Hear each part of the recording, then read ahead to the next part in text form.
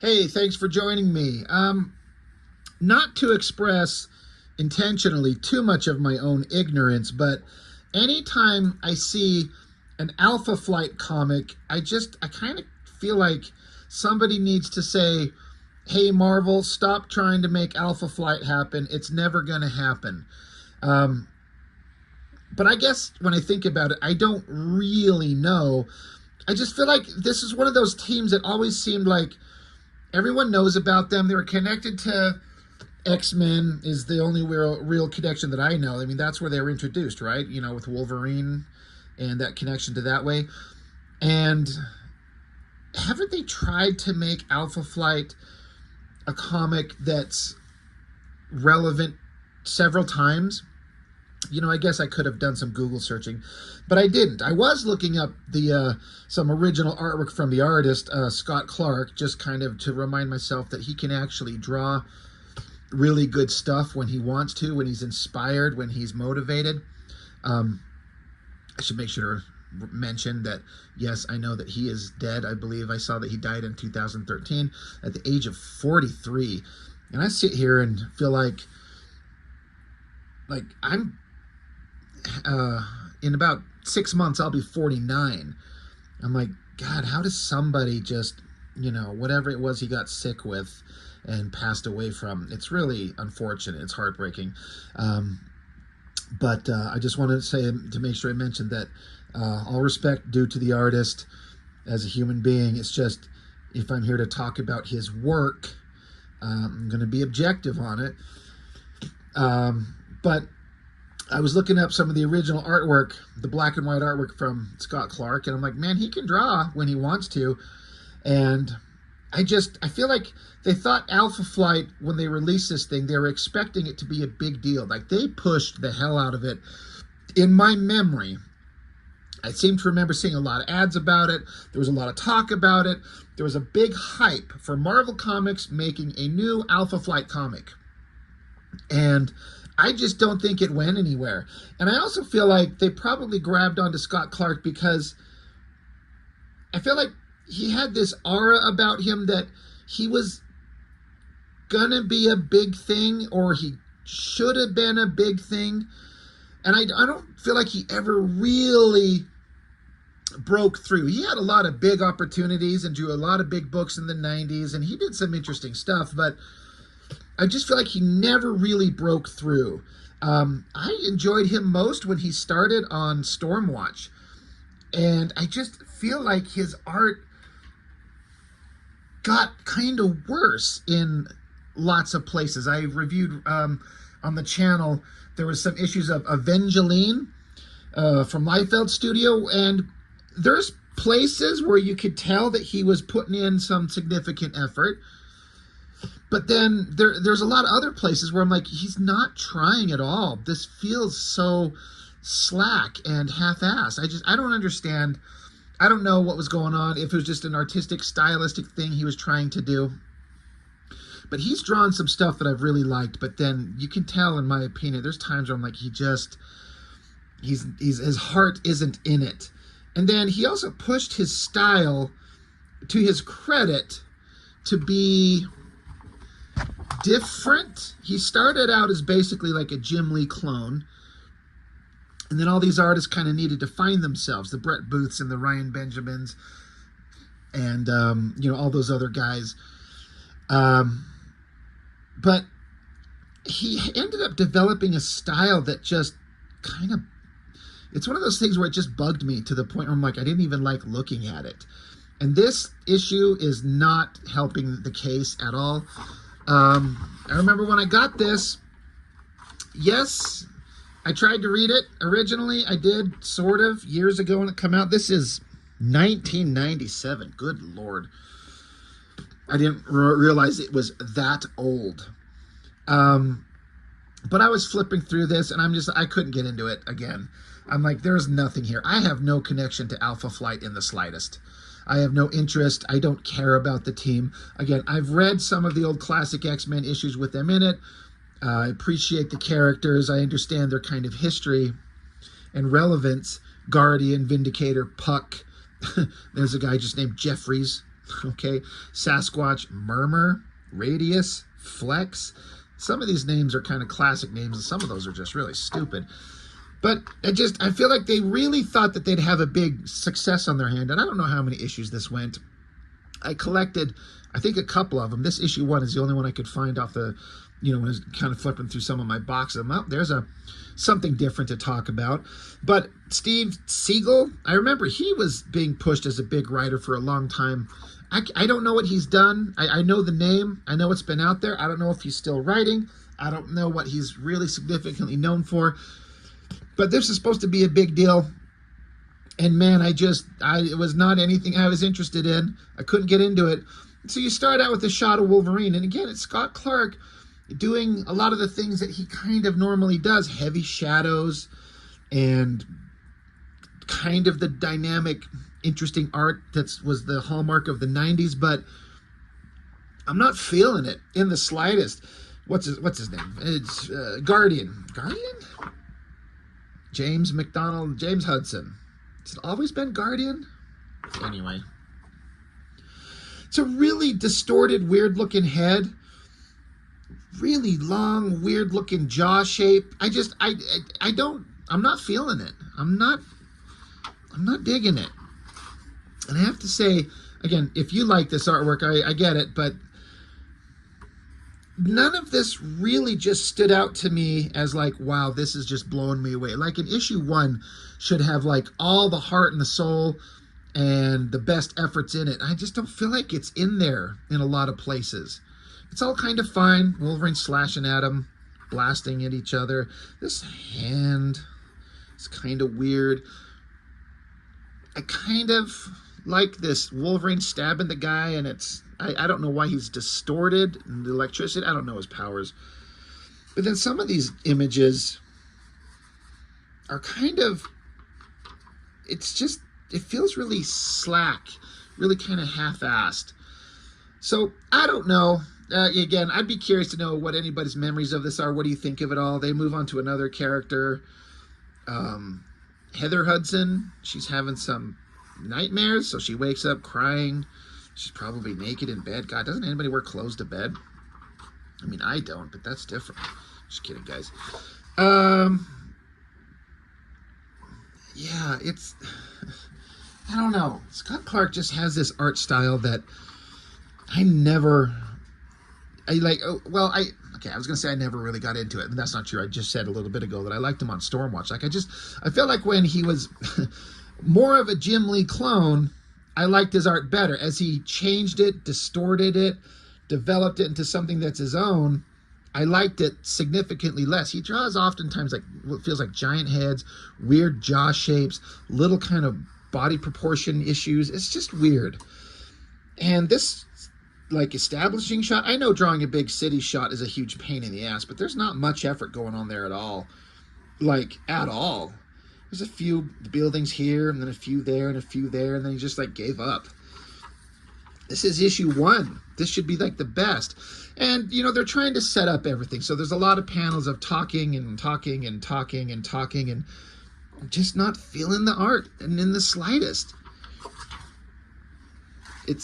I've seen him do better. Not very exciting, not a lot of passion. Oh, look, she kicks a guy in the balls.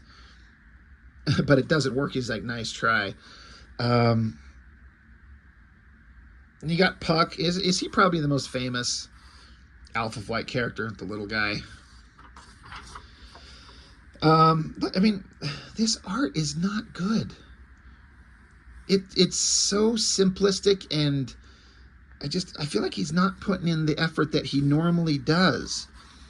And I get if you're like on issue 2 or 3 or 4 and you're really feeling the deadline crunch, but shouldn't the beginning book, the first book and the first several pages all just be like the best work you could possibly do? He's like trying to do some lighting there. And again, she's got kind of a weird distorted face and heavy shadows going on there. Just not working. And then there's, of course, as a comic series, and we're kind of trying to reintroduce Alpha Flight. We all know them, but we have to set up motivations and why we're going to be focused and interested on this team now from an issue 1 going forward. So with all kinds of setup and bringing the characters back, this is kind of it borders for me on interesting and not attractive at all. There's something about it that's kind of dynamic, and there's some interesting inking going on. Who's inking this? Chris Carlson. I'm not sure who that is. It's just all kind of fine. And even the shots where I'm like, okay, I feel like there's something going on there, it's still not that great. So is this a roll call of the teams? His name is Radius. This is Flex. This is Murmur. She's a hot girl with her boobs hanging out and her ass hanging out. And we got Sasquatch. Hell yeah. God, is he 50 feet tall? Is he chained up? God. Whatever. Just bland. Just there they are in the holodeck doing a fighting training montage. You gotta jump and point your toes and shoot at the guy as he does a little ballet pirouette dance move. Not doing much backgrounds. All right, now we get like the obligatory, here's the girl and she's hot and she's pissed. She looks like both angry and sad. It's not hot, it's not interesting, it's not commanding power. It just makes her look sad and weird. I don't know if I care for the outfit, these shoulder things and these wrist things. I kind of don't mind the Alpha Flight costumes. I don't know, are these like costume designs that have existed for a long time? Where it's got the Canadian Leaf half design, you know, the red into the white. It's kind of got a similar theme, except green. Like, I kind of don't mind that costume design, but is that like a design? I guess it is on Vindicator there. So he has kind of an interesting costume design, and it looks like they're maybe just bringing it over to some of the other characters and making it kind of a standardized costume in a way, which I think makes sense. Good God almighty, there's so many words to read, and this book is thick as hell. Like, how many pages into this are we already? And we're like 2/3 of the way through. It just, again, I appreciate that this is a comic. What was the price point on this fucking thing? This was $3 back in '97. So it's a big, thick book. I appreciate that if we're going to do a new issue 1, we're going to make a giant book, lots of pages, lots of story. Give your money's worth on an issue 1. I appreciate it. Except when, you know, it's boring and I don't care for it. God, it suddenly looks like an old Wildstorm comic page. Like, these look like bad guys from someone that would be like standing in the background of Wildcats. There's a fucking centaur. Hell yeah. I bet his name is Centaur. This guy's face, well, I don't know who this is. I don't know what's going on. There's something interesting going on there. And there's some interesting lighting and effort, and the inking looks solid. But whatever the hell's going on, that's pretty neat.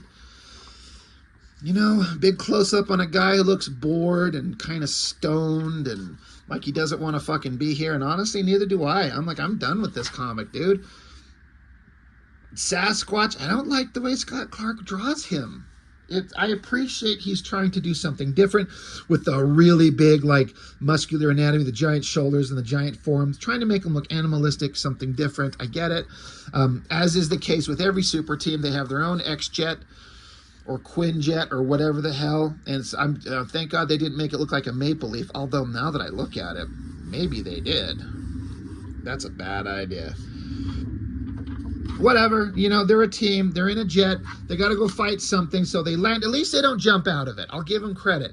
How many times do we see a team come up onto a desperate situation and in a jet, and they all jump out and just leap down into the battle? At least this time they land and they get out and they run. Blah, blah, blah, blah, blah. They're somewhere. It's like an observatory. Front team, back team. Somebody's got to go in the front door and somebody's got to go in the back door. You know what I'm saying, Heather Hudson? Now we're lazily having a little battle. Look at the energy projection from Vindicator. Like, he shoots lasers out of his hands. This is the best we can do against the fucking centaur. And he's shooting an arrow past him. You can barely see it. At least there's a string on the bow. We all know. Bow faux show. Fight, sort of fight, boring, no passion, no energy. I'm done. I'm done with this thing. Screamy face, weak ass energy blasts again.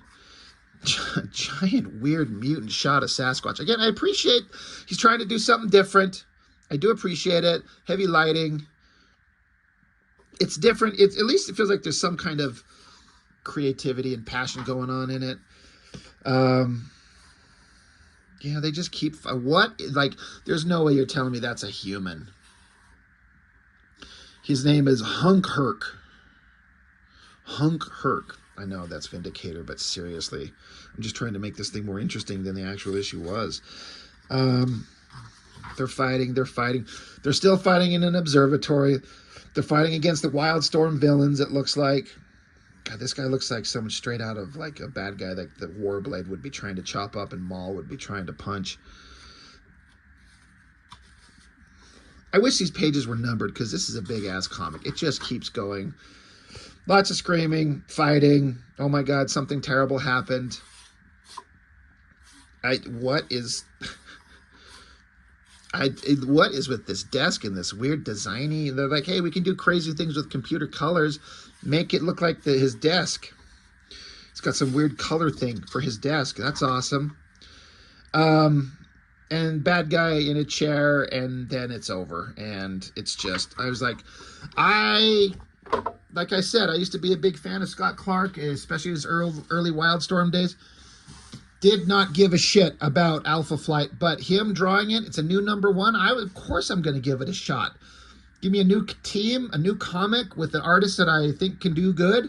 And this was like a failure in every way. Again, I'm not trying to be negative about everything. I had a commenter one time mention that he didn't like watching my videos because I'm just negative all the time. And I'm like, well, one, no, I'm not.